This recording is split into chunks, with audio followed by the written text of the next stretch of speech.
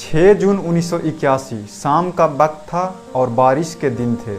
हर साल की तरह इस बार भी बिहार में बाढ़ के हालात थे।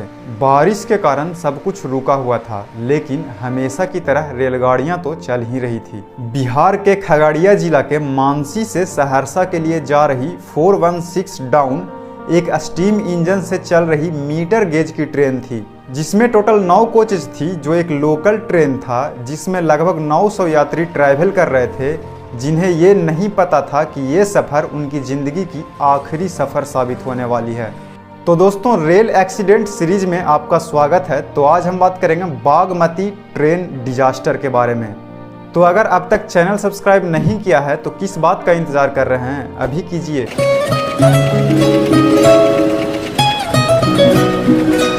दोस्तों, रेलवे में आजकल तो एक्सीडेंट नहीं होते हैं, लेकिन पहले की बात कुछ और ही होती थी। इंडियन रेलवे के इतिहास में जो आज तक का सबसे भयानक एक्सीडेंट हुआ है, वो है बिहार के बागमती नदी के ऊपर 1981 में हुआ ट्रेन डिरेलमेंट, जिसमें लगभग पूरी की पूरी ट्रेन नदी में ही गिर गई थी। ये अब तक का सबसे सीवियर डिजास्टर था। सिर्फ इंडिया में ही नहीं बल्कि पूरी दुनिया में हुई ट्रेन एक्सीडेंट के मामले में ये टॉप 5 में आता है। बिहार के मानसी गांव के बुजुर्गों को 40 साल पहले हुए धमारा घाट पर हादसे के बारे में पूछा जाए तो आज भी उनकी आंखों में लोगों की चीख पुकार सुनने को मिल जाती है। खगड़िया जिला के मानसी से चलकर बदला घाट पार करते हुए धमारा घाट पहुंचने वाली ही थी, लेकिन उससे पहले धमारा घाट ब्रिज पर जैसे ही ट्रेन अपनी स्पीड में पहुंची, तभी सभी यात्री को एक जोर का झटका महसूस हुआ और देखते ही देखते एक के बाद एक ट्रेन के 7 कोच नदी में गिर गए और सिर्फ 2 कोच ट्रैक पर बच गए। दोस्तों, ये ट्रेन एक लोकल ट्रेन थी, तो नंबर ऑफ पैसेंजर्स का अंदाज़ा लगाना मुश्किल था, लेकिन ट्रेन ओवरलोडेड थी और टिकट के सेल से पता चल रहा था कि इस ट्रेन में लगभग 800 लोग सवार थे।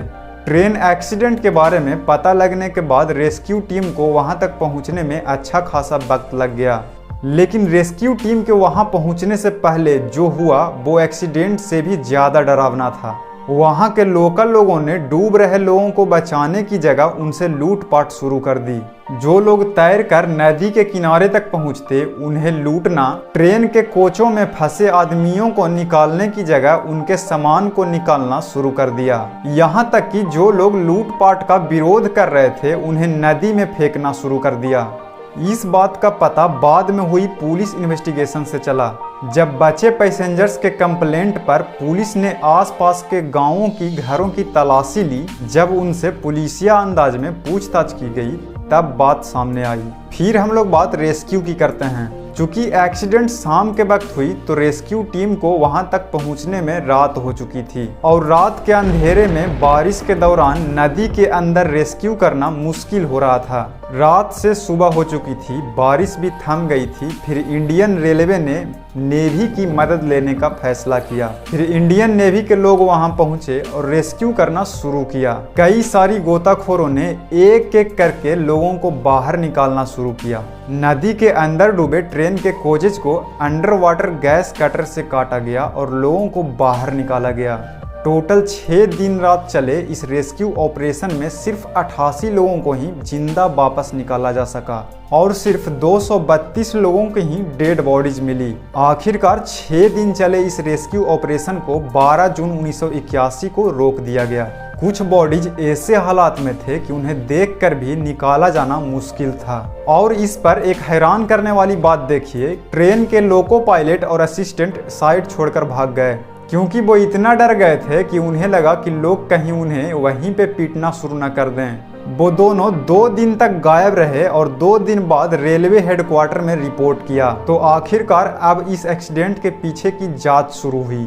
तो ट्रैक और ट्रेन के कोचेज को देखकर कुछ भी अंदाज़ा लगाना मुश्किल था, क्योंकि वो पूरी तरह क्षतिग्रस्त हो चुके थे। जब ट्रेन के लोको पायलट से पूछा गया तो उसने कहा कि सामने से गाय आ रही थी, तो उन्होंने ट्रेन के ब्रेक्स लगाए गाय को बचाने के लिए। लेकिन जब इन्वेस्टिगेशन ऑफिसर्स को कुछ समझ नहीं आया तो इसी थ्योरी पर आखिरकार मुहर लगा दी। लेकिन हमारे देश की हकीकत यह है कि जब भी इन्वेस्टिगेटिव ऑफिसर्स को कुछ समझ नहीं आता है तो एक ही बहाना दिया जाता है कि सामने जानवर आ गई और लोको पायलट ने ब्रेक्स मारा।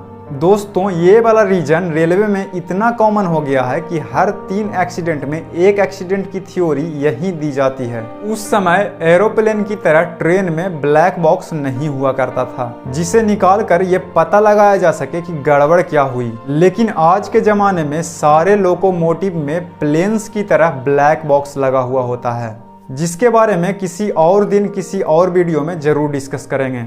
तो इस वीडियो में इतना ही। अगर वीडियो पसंद आया हो तो लाइक कीजिए और चैनल को सब्सक्राइब कीजिए। तो मिलते हैं नेक्स्ट एपिसोड में, तब तक के लिए अपना ख्याल रखिए। जय हिंद, वंदे मातरम।